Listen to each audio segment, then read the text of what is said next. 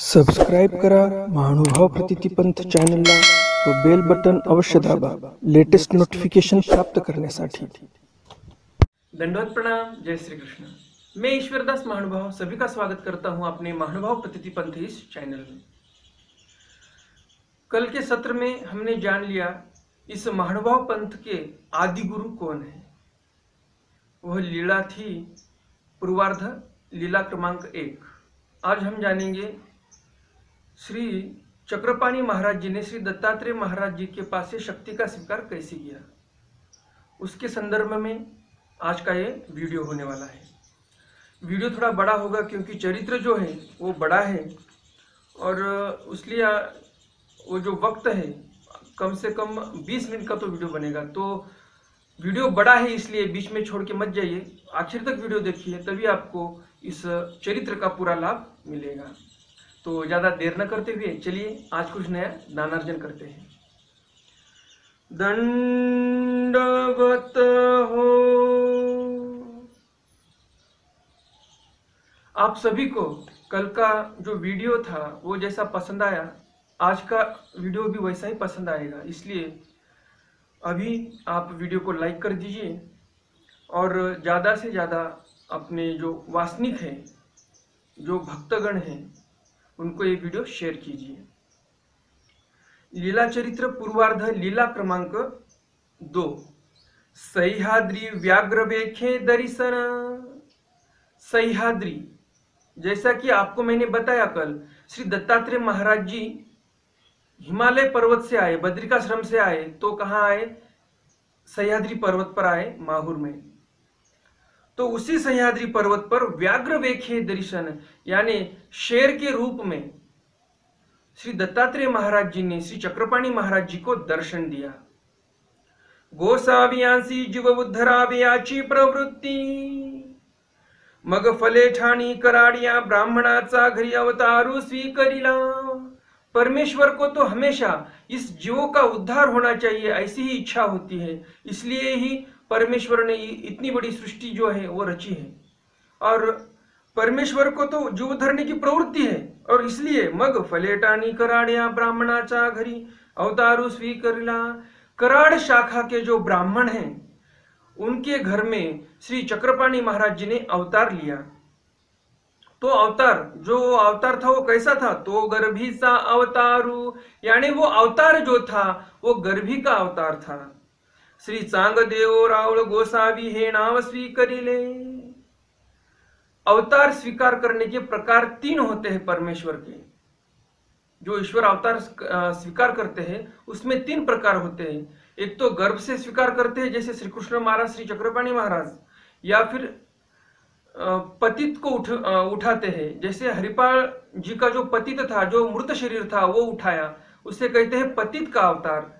जो शरीर मृतवत था उसको जीवित किया है परमेश्वर ने, उसे पतित अवतार कहते हैं। ये दूसरे प्रकार का अवतार लेने का प्रकार है।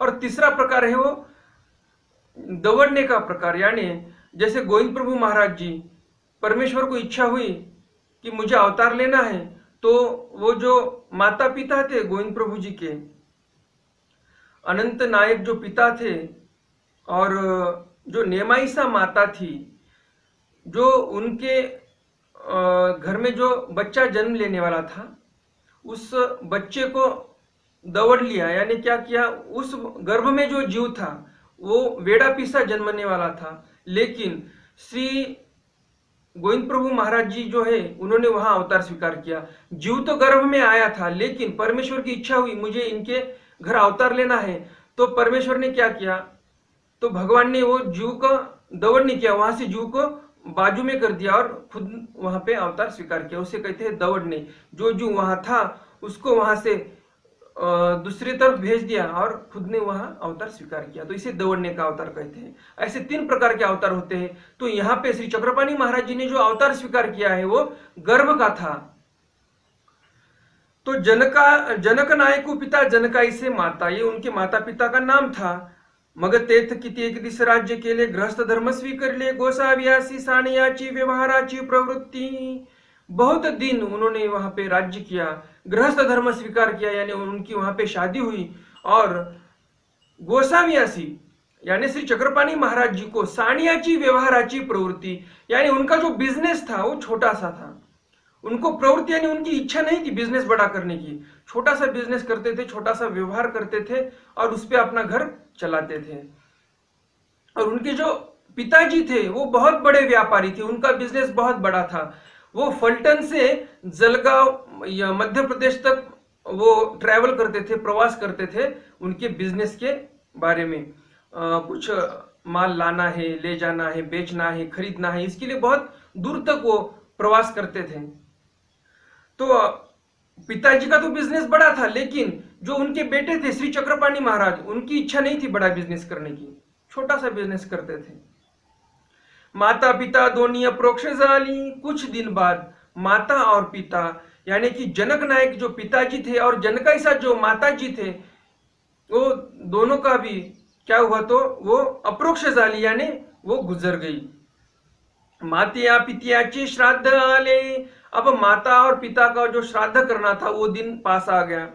ब्राह्मणा क्षेणु देवनी आले। ब्राह्मण जो थे श्राद्ध के लिए जिसे आमंत्रित करते हैं खाना खाने के लिए श्राद्ध का, उनको आमंत्रण दिया। मग वोटे आवरी भूमि सेन वांगनेमु ब्रह्मचर्य ये तीन स्वीकरिली। गृहस्थ धर्म तो अंगीकार किया हुआ था, लेकिन उनका मन उदास हो गया थोड़ा। माता पिता गुजर गए, श्राद्ध के दिन आ गए, ब्राह्मणों को क्षण दिया यानी कि आमंत्रण दिया श्राद्ध का खाना खाने के लिए आने के लिए। और फिर नियम क्या लिया उन्होंने, 3 नियम लिए। एक नियम था भूमि सेन, एक नियम था भूमिसी सेन। वांग नियम यानी जो वाचा है उस पे नियमन यानी मौन अवस्था स्वीकार कर ली उन्होंने, मौन व्रत धारण किया। ब्रह्मचर्य और ब्रह्मचर्य का पालन करना ये भी उन्होंने आरंभ कर दिया। श्राद्ध केले, श्राद्ध हो गया माता पिता का। ये जो भूमिसी सेन मैंने कहा है यानी जमीन पे शयन नहीं, तो वोटियावरी भूमिसी सेन, जो ओटा होता है ओटे पे सोते थे, लेकिन भूमिसी शयन यानी कि जो घर में वो बेड वगैरह होगा उस पे नहीं सोना है, ओटे पे सोना है। तो ये ऐसा 3 नियम थे उनके, और इसलिए भूमिसी सेन यहाँ पे कहा है। श्राद्ध का दिन आया, सब लोग आ गए, खाना खाया सबने और चले गए। फिर गोसाव्यासी आरोगण झाली। श्री चक्रपाणी महाराज जी ने भी आरोगण की, सो गए। गोसाव्यांची राणी पुफवंती झाली, ते दिसीची नहाली, मग विडा घेऊन आली, विडा ओळगविला आणि रती मागवा आदरिली। गोसावी रती ने दीती, तेही आग्रो थोरू घेतला। श्राद्ध तो हो गया। अब श्री चक्रपाणी महाराज जी ने खाना खा लिया और सो गए। जो उनकी रानी थी, उनकी पत्नी थी, वो भी क्या करती है, खाना वगैरह खा के वीड़ा वगैरह लेके चक्रपाणी महाराज जी के पास आती है और रति मांगती है, लेकिन श्री चक्रपाणी महाराज उनको रति नहीं देते हैं। उन्होंने तो खूब बहुत आग्रह लिया, लेकिन श्री चक्रपाणी महाराज रति देने में राजी नहीं हो रहे थे। परितिये निराकरती चीना, उन्होंने आग्रह खूब किया, लेकिन वो निराकरती चीना, लेकिन जो चक्रपाणी महाराज जी है उनको वो निराकरण करते करते बहुत परेशानी हुई, वो निराकरण नहीं कर सकते थे क्योंकि उनका आग्रह ज्यादा था। मग तेही म्हणितले रती नेदात्री प्राणिया एक वाट पाहतू असे तयाचा प्रत्यवायो घडेल। एक प्राणिया जो है वो राह देख रहा है, उसका जो प्रत्यवायो है वो आपको लगेगा। मग सर्वज्ञ म्हणितले हूँ आता काय ऐसे म्हणून रती दीधली। मग गोसावी उदास स्वीकरिले, रती दीधली और गोसावियासी उदास्य स्वीकार। गोसावी जो है श्री चक्रपाणी महाराज जी ने उदास्य स्वीकार किया, क्योंकि ब्रह्मचारी जो उन्होंने व्रत का पालन करना सोच लिया था, वो जो व्रत धारण किया था वो व्रत का यहाँ पे भंग हो गया, इसलिए श्री चक्रपाणी महाराज जी उदास हो गए। अब आपको लगेगा, जो मैंने पहले कहा कि श्राद्ध कर लिया श्री चक्रपाणी महाराज जी ने, सब ब्राह्मणों को आमंत्रण दिया, ब्राह्मणों को खाना खिलाया श्राद्ध का, तो आपको लगेगा ये तो ईश्वर अवतार थे, फिर इन्होंने श्राद्ध कैसा किया। सब महात्मा गण तो हमें कहते हैं कि श्राद्ध नहीं करना चाहिए, यहाँ पे तो श्री चक्रपाणी महाराज जी ने श्राद्ध कर दिया, तो ऐसा क्यों। तो ये श्राद्ध जो श्री चक्रपाणी महाराज जी ने किया है वो जीवों के हित के लिए ही किया है। तो हित कैसा हुआ इस क्रिया में। तो इसके लिए थोड़ा सा हमें सूक्ष्मता से विचार करना पड़ेगा। श्री चक्रपाणी महाराज जी ने श्राद्ध किया, सब ब्राह्मणों का आमंत्रण दिया, सब ब्राह्मणों ने खाना खाया, घर चले गए। किसी ने कुछ बुरा भला नहीं कहा श्री चक्रपाणी महाराज जी को। और श्री चक्रपाणी महाराज तो ब्राह्मणों के घर में पैदा हुए थे, और अगर श्री चक्रपाणी महाराज जी कहते कि मैं श्राद्ध नहीं करूंगा, तो जो फलटन के जो ब्राह्मण हैं वो ब्राह्मण क्या कहते कि जो माता पिता ने इसको जन्म दिया, छोटे से बड़ा किया, इतनी धन दौलत कमा के दी, और उस माता पिता के लिए ये जो चांगदेव राउल है इन्होंने श्राद्ध भी नहीं किया, कितना बड़ा महापाप है। बुरा भला सब कह देते थे लोग अगर श्राद्ध नहीं करते तो। और आप समझिए कि अगर परमेश्वर अवतार को अगर किसी ने बुरा भला कहा तो कितना बड़ा महापाप लगता उन जीवों को। और ये जो जीवों को महापाप लगता, इससे अच्छा है श्री चक्रपाणी महाराज को लगा कि क्यों ना हम ये श्राद्ध की क्रिया कर डालें। तो श्री चक्रपाणी महाराज जी ने ऐसा विचार किया, जीवों को दुख देने के बावजूद क्रिया कर डालते हैं श्राद्ध की, और श्राद्ध की क्रिया उन्होंने की। और जो ब्राह्मण थे फलटन में, उनको जो महापाप लगना था वो वहां पे उनको महापाप नहीं लगने दिया। अगर वो कुछ बुरा भला कह देते श्री चक्रपाणी महाराज जी को, ये तो बहुत अपकारी बेटा है, इन्होंने माता पिता के लिए सादा श्राद्ध भी नहीं किया, इसको महापाप लगेगा, ये तो सब बेटों में से बहुत ही खराब बेटा है। जो फलटन में बेटे हैं दूसरे लोगों के, वो तो श्राद्ध करते हैं, सब करते हैं माता पिता का, इसने नहीं किया, इससे बड़ा पापी कोई नहीं है। इतना भी इस चक्रपाणी ने, इस चांगदेव राउल ने इतना भी माता पिता का फर्ज नहीं निभाया और श्राद्ध नहीं किया। सब लोग बुरा भला कह देते थे। अब उनको क्या पता कि ये परमेश्वर अवतार है। तो इस लीला में श्री चक्रपाणी महाराज जी ने उस जो फलटन में जो ब्राह्मण थे, जो जीव थे, उनको बहुत बड़े महापाप से यहाँ पे श्री चक्रपाणी महाराज जी ने उनको बचाया है। और ये तो श्री चक्रपाणी महाराज जी की लीला थी, महापाप से बचाया। लेकिन अगर आप इस चरित्र को देख के अगर आप भी कहेंगे कि हम भी श्राद्ध करेंगे, तो ये गलत बात है, क्योंकि आपको तो कोई बुरा भला नहीं कहेगा। आप कह सकते हो हम अलग पंथ के हैं, हम जय श्री कृष्ण पंथ के हैं, हम श्राद्ध वगैरह नहीं करते, हम तो भगवान को जो कुछ करना है वो भगवान को करते हैं। अगर आपको कुछ बुरा भला कहेगा भी, तो जो पाप परमेश्वर को कहने में लगेगा, ईश्वर अवतार को बुरा भला कहने में पाप लगने वाला था, वो थोड़ी लगने वाला है, उन जीवों को नहीं लगने वाला है। तो इस चरित्र में श्री चक्रपाणी महाराज जी ने उन जीवों को महापाप से बचाया है, इसलिए ये चरित्र यहाँ पे उन्होंने किया है। तो श्राद्ध हमने नहीं करना है। आपको लगेगा कि इस चरित्र में किया है तो हम भी कर लेंगे श्राद्ध, हमने नहीं करना है। यह सिर्फ परमेश्वर थे इसलिए उन्होंने किया है। अगर हम करेंगे तो हमको पाप लगेगा, हमने विकल्प की क्रिया की, ऐसा दोष हमको लगेगा। तयाचे पोटी अनुचित घेतले मग केतुल्या एका दिसा कार्तिक मासा मातापुरा पौवा निघाला।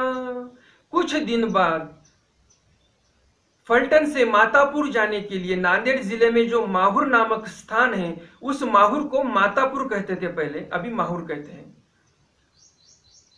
तो उस मातापुर को जाने के लिए फलटन से एक पौवा निकाला, यानी पौवा निकल गया। पौवा यानी हम उसको कह सकते हैं दिंडी निकल गई, पदयात्रा निकल गई। तो उस पदयात्रा में, उस दिंडी में जो चक्रपाणी महाराज थे वो भी निकल गए। और ऐसा निकलने के बाद मातापुर को पहुंच गए। मातापुर को पहुंचने के बाद जो नदी लगती है बीच में, उस नदी में स्नान किया सबने। श्री चक्रपाणी महाराज जी ने भी स्नान किया। वहां से ऊपर चले गए। जो पर्वत है माहुर का, उस सह्याद्री पर्वत पर चढ़ने लगे। वहां पे बीच में घाट लग गया बड़ा। उस घाट पे अधोपरी यानी बीच में से आधा पर्वत जो था वो सबने चढ़ लिया, घाट पर आ गए।